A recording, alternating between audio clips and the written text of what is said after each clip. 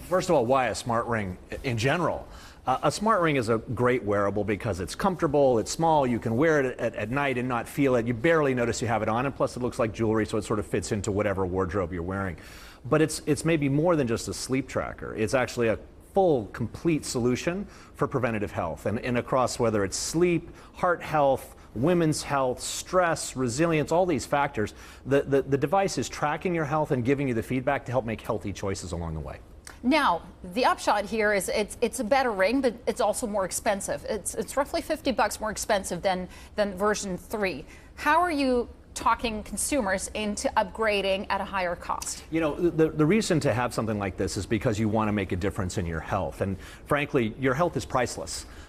We don't see this as an uplift so much as we see it as an opportunity to put the best technology for health into people's hands. And we want to make sure that actually anyone who needs something like this can have access to it. So one of the things that we work very hard to do is work with healthcare companies to try and help them find ways to subsidize it for people who might need it for preventative health. Mm-hmm.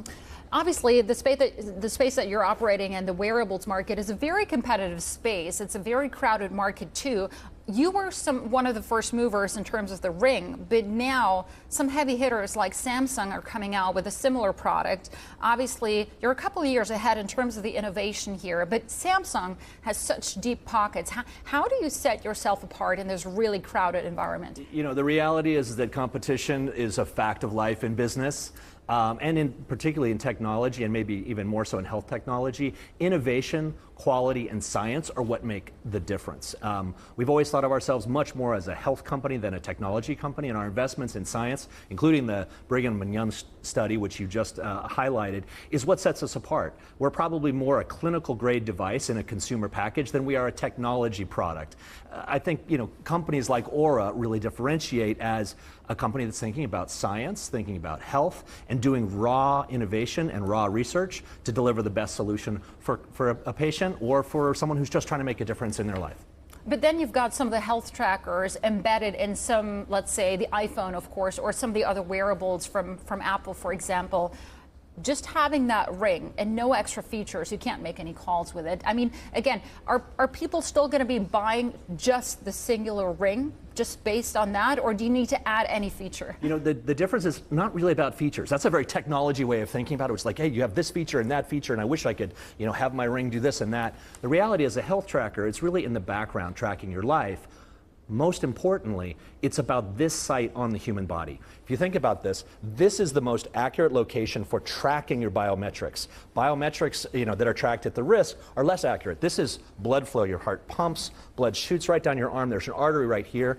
When you're tracking here, it's return blood flow and it's less accurate. I got to ask you the obvious question. AI, it's all the rage. Absolutely. The iPhone, obviously, they want their consumers to upgrade because of new AI features. How much AI is in your ring? Well, there's a tremendous amount of AI in terms of the predictions that it makes. There's also a coach, which basically is using your data, your context, to make some recommendations to you and provide a way for you to ask questions and get them answered. That helps you educate yourself about yourself and about your health.